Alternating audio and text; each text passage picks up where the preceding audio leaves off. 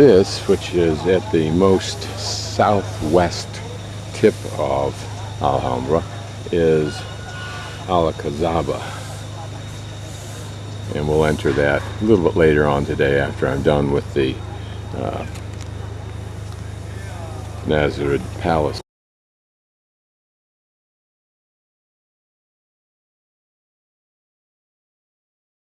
So just to get an orientation, I'm just about where that 9H is, 9 o'clock. And that is looking at that palace we were talking about of Charles V. To my right, I'll enter where that black arrow is, to the area to the left of it, which is where you see numbers 20, 21, 22, 24, blah, blah, blah. And those are the ones you need the tickets for and have to meet at a certain time for. So I have to enter sometime between 9 and 9:30. Rick suggests let all these people line up, go in at 8:30 or wait until 9 and go in at 9. The ship room, and not because of this rounded end looking upside down boat look, but rather because the word baraka, B-A-R-A-K-A, means in Spanish, or in Arab rather, divine blessing and luck, which was then warped into Spanish, the word barca, which means boat. We're now in the throne room, and there's no easy way to show you this and have you appreciate what I see. So I'll start in one corner, go on up to the ceiling, into the center,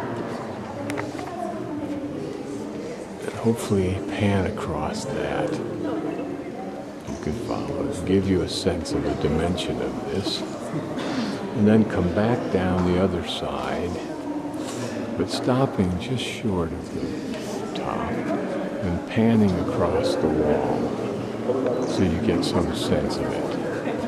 And here coming down, panning even the lower portion. And I can actually, if there weren't all these people, go even farther down, but we'll have to get closer to do that. I'm going to start right up in the center.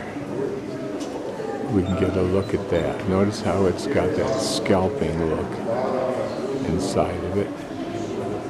And then probably this is all inlaid pieces of wood forming this ceiling. And then notice this border here. It again is in wood, what we see in the archways and in the niches, this cascading upward of what look like little temple cupolas or arches.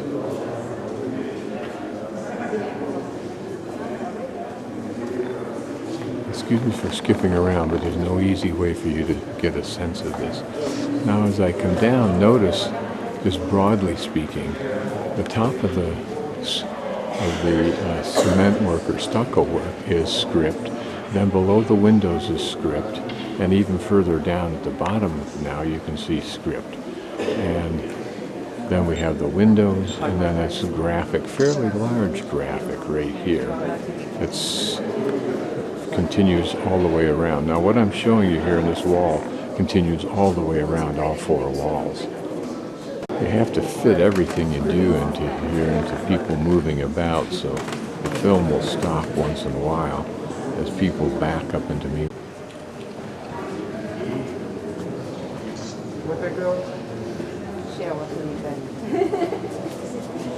This gives you an idea what these window alcoves look like. I'll shoot the side, including the windowway or the archway entry. It's so redundant and yet so magnificent, it's hard to pass it up. Now just a couple of Rick facts. The ceiling has 8,017 inlaid pieces. Remember, these walls you've looked at were all in detail painted. You can see it right here. Notice right there, I'll get in tighter and you can see it quickly. You can see green and reds and maybe blues in there some. And these are some rare 16th century tiles. I purposely and specifically thank this Japanese tour guide, who's dressed so beautifully, for his very soft voice talking into his microphone. You can only hear him if you're standing next to him, as opposed to all these other groups where you can hear them anywhere. Rick says to look for that bit of script that's a W with like a nose on the left side, and this is it, which is the script for Allah. And then the toboggan side, like scripts underneath it, are used to accent a particular phrase. So presumably we'd look everywhere and we would see all this line of script here. All of it is the same phrase that carries through all of the windows. And notice up on top, the same thing. Important things happened here in 1492. One, the signing of the surrender terms by the Muslim Sultan of the day. And then number two, this is where Columbus made one of his initial pitches to Ferdinand and Isabel. Think that these stone walls heard a conversation between Isabel and Columbus. This is pretty profound stuff if we could ever extract. We're now migrating through a series of rooms. Interesting, pretty, almost quaint. Look at this pretty double arched, if you will. These are the quarters, the private quarters of the royal family, and only available to them.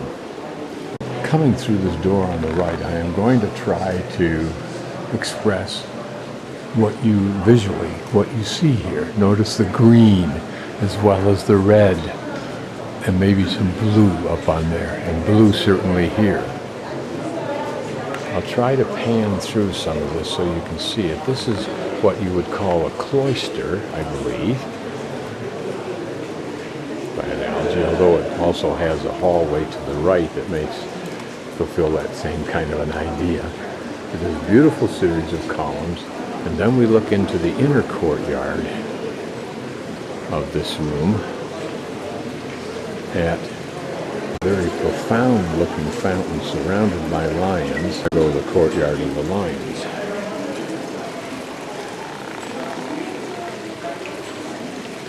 Here what's interesting, it seems to be somewhat unique in the designs, is that this seems to be see-through. I don't know if it's just really deep, or whether it's painted in there to look like it's deep, or whether it actually goes through or not.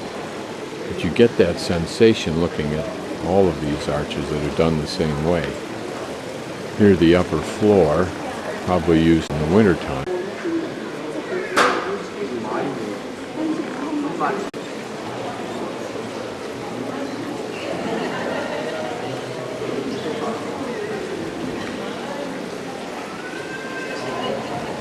Of course, the royal family would have been pretty used to this kind of detail. Here it was just at its most beautiful. Now the entryway into this side room is interesting because instead of being an arch, it looks more like a rooftop. It gives us a little bit different view. I'm going to close in a little bit so we can see more of it. And then I'm going to go down this column.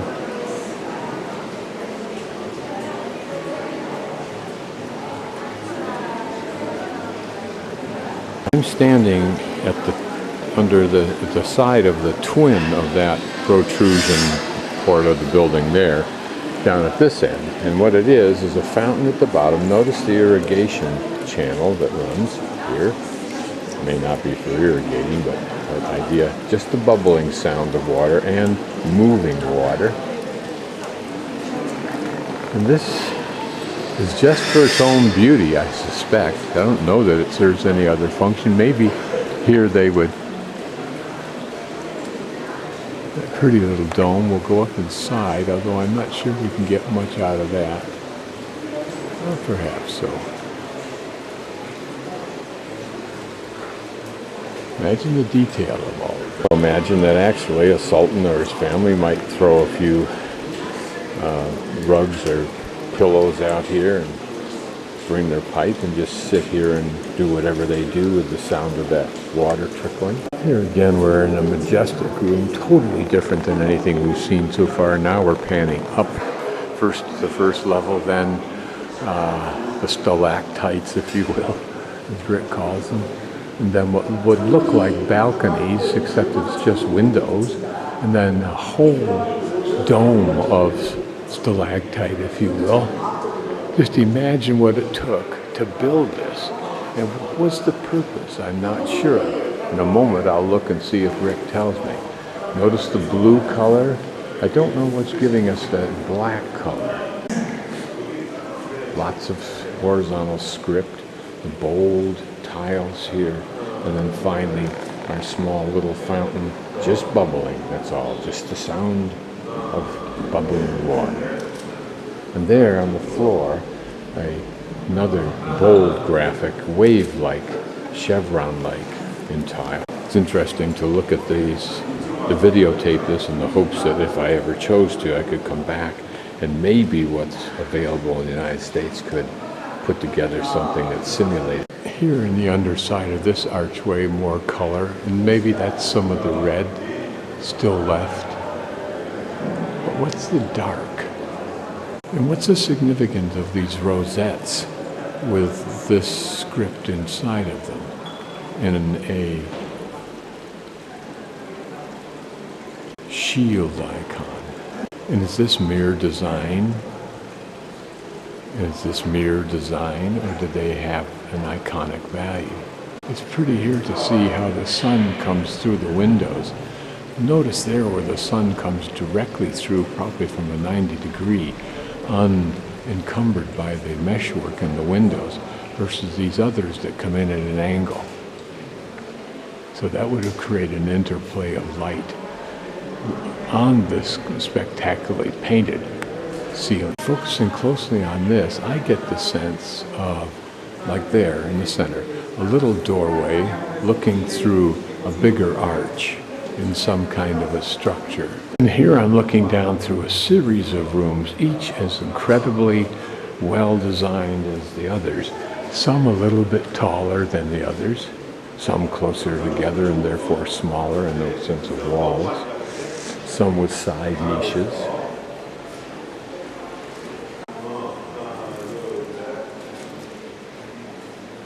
And everywhere the bubbling fountains, just so that you are always immersed, if you will, in the sounds of the bubbling, gurgling water. That representation of the essence of life. And not a mere platitude, but reflected in the reality of your own senses. That's pretty cool. And here maybe 10 lions, all sounding like they're going to the bathroom at the same time.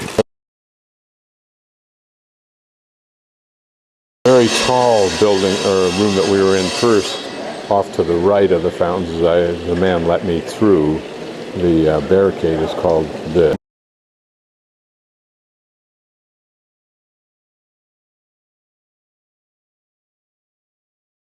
We're now about to enter the hall of the two sisters, or the Sala de dos Hermanas, which is interesting because here you've got water cascading down like through little falls. And as we enter, there are these two narrow places off to the side. They're not trying to be funny, but could they have been for bathrooms? And now we're into this hall of the two sisters. Who knows what the name really was for this? But again, it's almost now getting to be redundant in the impression that you get when you look up.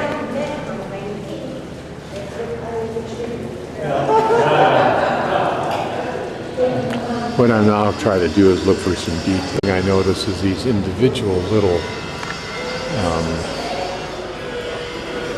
domes, let's call them for lack of a better word, as well as these icons here for whatever purpose they serve. And here notice are windows with screens, so that there are no doubt rooms up there.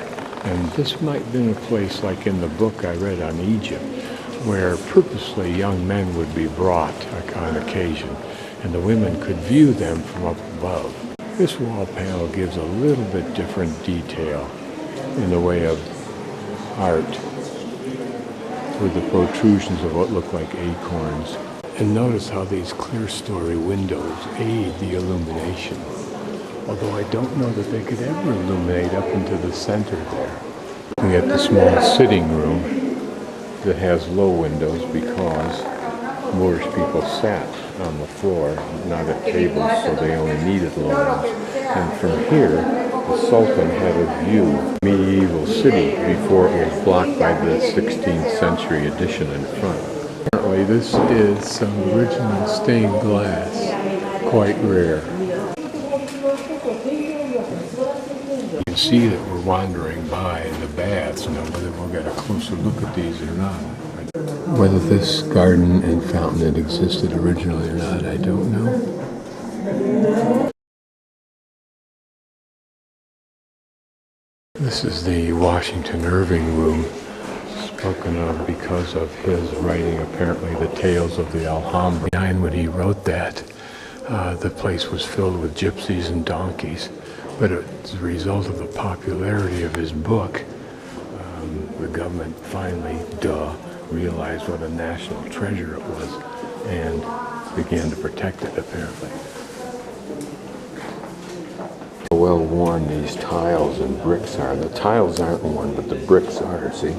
Worn right down, but the tiles stays the same and some of the bricks do too. This apparently is the ideal view of the Alcazaba, the old Moorish town on the hillside, which we'll visit a little bit later on while I'm here. And that's part of the remains of the 14th century Moorish wall. We're down below looking at the Patio de Alhambra, maze-like hedge pattern. And this is the end of the palace visit. Here we're looking at the secrets room and the baths, apparently with outstanding. Here we have a view of the stark remains of the baths that we saw from above. Exactly how this part of the structure was used, I don't know, so let's poke in here and see if we can see something a little bit more identifiable.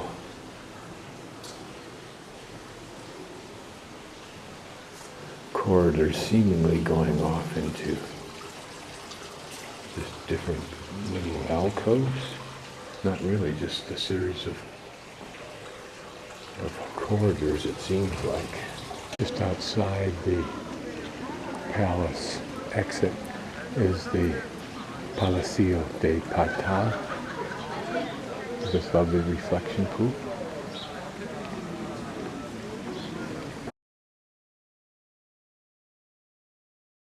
Here's the Puerto de Vino.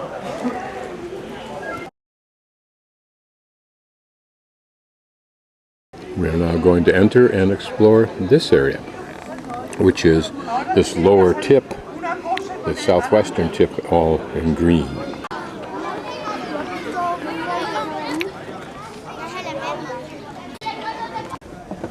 An even higher tower than the one we're on.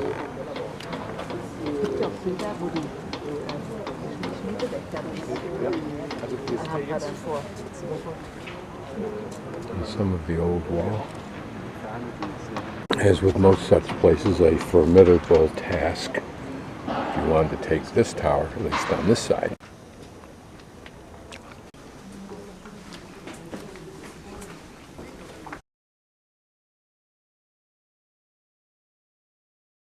Probably the remains of small living quarters. Here probably wells or cisterns. Here a small spiral staircase access to some. Certainly looks like another well. Notice the double arches there. Is this just a remodel or is that for strength? It's always fun whether you're here in a Muslim fortress or in an Alcazaba building. What were the ledges for? Are those the real tile or bricks of the floor? originally. The rooms seem to be much deeper than here. Either the toilets or the baths. Was that rounded area kind of like a little round bath?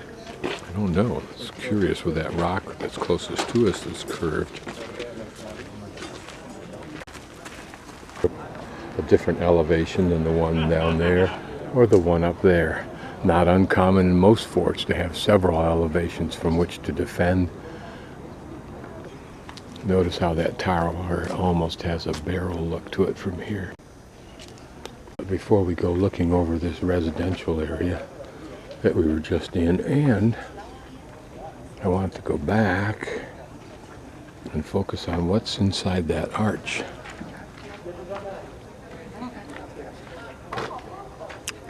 I would guess various size cannonball or catapult balls. And notice those lower crenellations on the inside of the courtyard, suggesting that perhaps that tower was one of the last towers to fall back to, when even this area had already fallen. Here looking down into some of the old structure that's pretty much ignored. What was that circular vault for? And that little hole. Notice here 2 different elevations along walls for getting to the walls probably, as well as that one for defense. Notice the towers over there. Are they connected? I'll have to look at my map. We're looking back into the inside courtyard, and I'll pan around and down through these adjacent hills, picking up this tower below and wondering what that on the other side of that little valley is for. And here we have a view down into Granada. There, the massive cathedral. And there are the mountains. I think the Sierra Madres. Either there or the ones that we saw on the opposite side. Here are the 4 flags, one of the European Union, then of Spain, then of Andalusia, this whole area, and then one of Granada. Not necessarily in that order. Just a quick look at the inner part of that fortress that we passed through earlier. It'd be neat to know if I could go hiking up into there. That'd be worth a day. A series of indentations along this wall. I wonder what they were for. This garden, I'm guessing, was not part of the fort.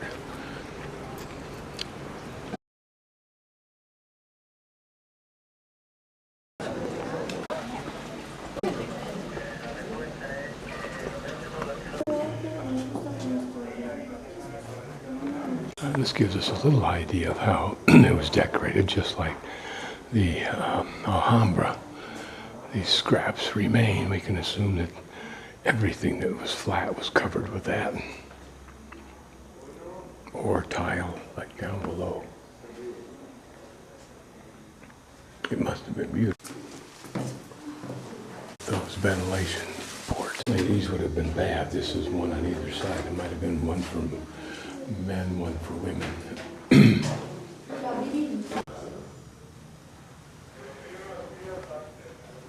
There's some tile remaining. There's a little niche for some reason. That hole there, did that bring water in? Or maybe even steam? This has stairs going down to it, so maybe there was a pool of some sort there that filled up and you sank down into it. Too cool. And I'm betting that that was more there of an access runway for water. This is original or not, I don't know. You would think so. An allusion to the devices used on the outside of walls to tie your horse up. Don't think they had horses quite this tall. Pretty gardens and water features left off after we got out of the Alhambra. There's a pretty little alcove walkway through that tree. And just a brief pan here of the gardens. There's the Portal and the casa of somebody from the 3rd of the 10th century. And very pretty gardens, as they should be. It's a national treasure and a gold mine. The archaeological excavation. We're walking through a long garden here as we go up to Garden General. We've got just a few seconds before the next tour group destroys my little bit of ambience.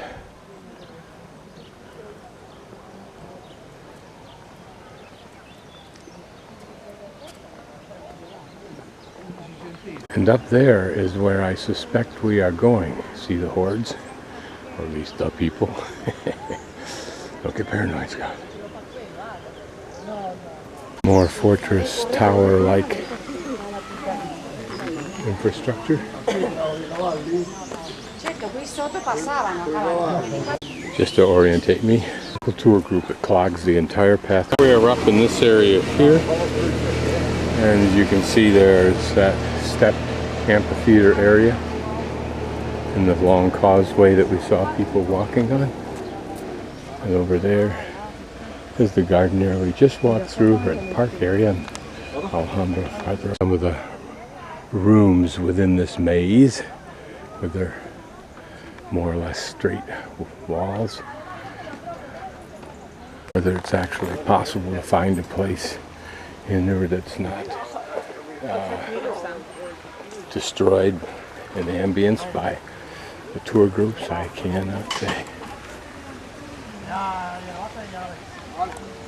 This is pretty. There's some little kind of fountain water feature down here. Here, this pretty little bubble fountain sets the stage for our look down past that fountain.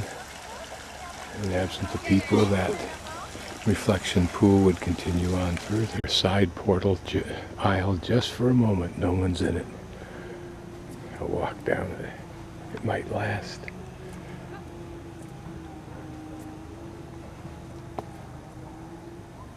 Views of that church over in the Alhambra area.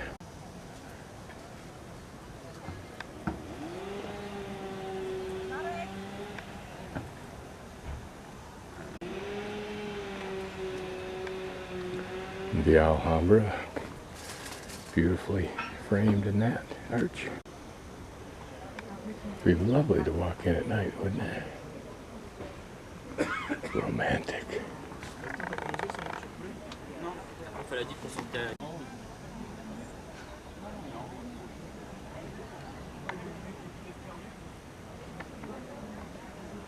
Here, a cross aisle. You can imagine wandering this. In a few moments I'll read what Rick has to say about it.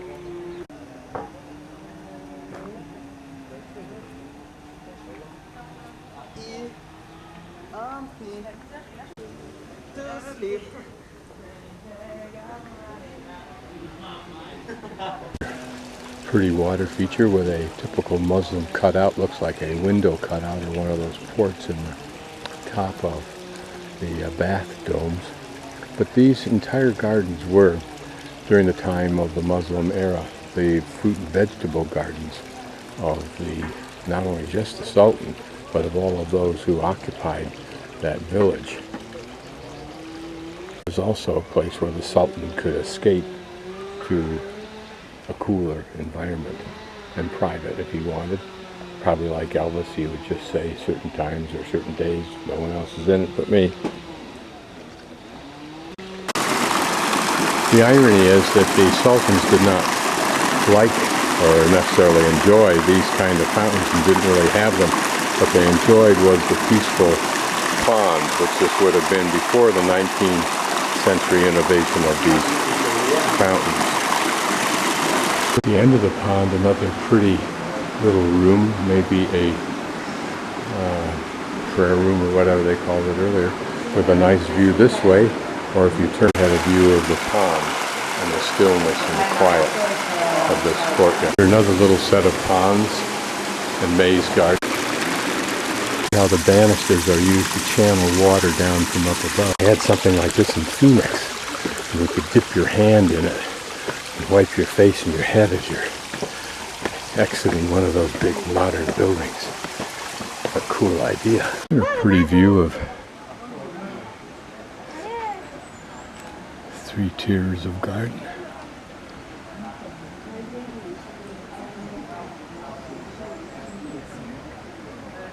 Whether they like the fountains or not, I don't know if they like the dripping fountain here. Apparently the flowers and the way everything is done here is pretty much the same way as it's been for the last 200 or 300 years, apparently, according to comparative photographs of those time periods.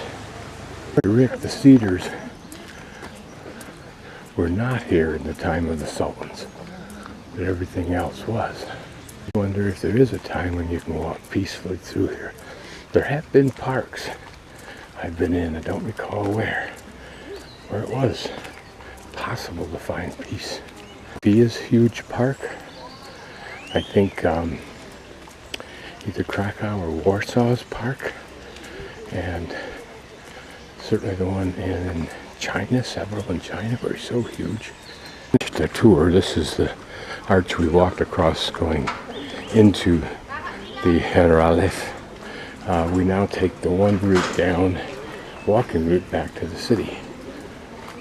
It might have been like to hike along the Calle de Triste along the water in some point in time. So this should be a nice walk back. The complex, and particularly the gardens, but also the rest of the palace grounds and the fort and all that sort of thing, or some portion of it, was fed by an aqueduct that the Sultans brought in. This may be the outflow from that. So I think we're walking down from here, along here, because I'm here right now, unless we're going that way instead. Nice to be away from the hordes. This is the road down, or walk down, at least down at this end of the road, that's what it's named. I believe this dumps into the road down, or the walk down, into the top of the square that I came to yesterday at the, when I walked up Calle de los Tristes, to get the name of this little park. But anyway, it's right below the Alhambra, and it is that river. Here's another tapas. This is pimientos or pimentos. Probably either soaked or something, probably commercially packaged, but I think this is melted camembert cheese, notice a little white rind on it, on toasted bread with some kind of cute little spicing on it.